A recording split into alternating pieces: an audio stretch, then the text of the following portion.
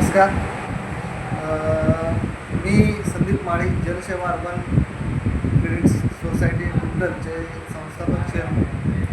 आज या ठिकाणी आपण विश्रामबागला जनसेवा अर्बनची स्थलांतरची शाखा या ठिकाणी आपण सुरू केली. ही पूर्वी शाखा आपली गणपतीच्या रोडला पाठीमागच्या लाईनला होती. लोकांच्या सोयीसाठी आणि ग्राहकांच्या सोयीसाठी आपण या मिरज सांगली मेन रोडला विश्रामबाग सिग्नलच्या अगदी समोरच या ठिकाणी आपण ही ब्रँच सुरू केलेली आहे. आणि सांगली, मिरज आणि आसपासच्या भागातील लोकांना ठेवीच्या योजना अत्यंत चांगल्या पद्धतीनं संस्थेनं प्रमोट केलेल्या आहेत, जेणेकरून दाम दुप्पटची रक्कम आपल्याला कधी मिळावी ही आता बँकेनं सांगायचे दिवस संपलेले आहेत. आम्ही म्हणतोय की ग्राहकानं ठरवावं की मला दाम दुप्पट कधी पाहिजे. त्यानं ठरवावं मला 5 वर्षात पाहिजे, 6 वर्षात पाहिजे, 7 वर्षात पाहिजे, 8 वर्षात पाहिजे.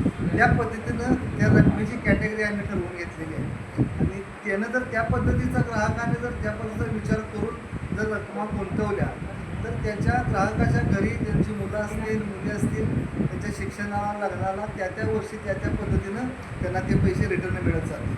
म्हणजे जेणेकरून भविष्यातल्या आपल्या सगळ्या योजना, भविष्यातली सगळी स्वप्न पूर्ण करण्यासाठी जनसेवा अर्बन 100% ग्राहकांच्या विश्वासास पात्र राहिलेली आहे.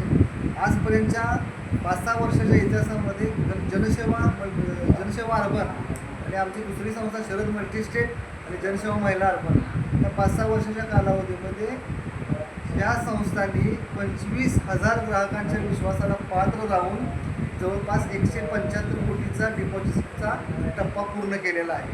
सर्वसाधारणपणे 300 ते 350 कोटीचा बिझनेस केलेला आहे.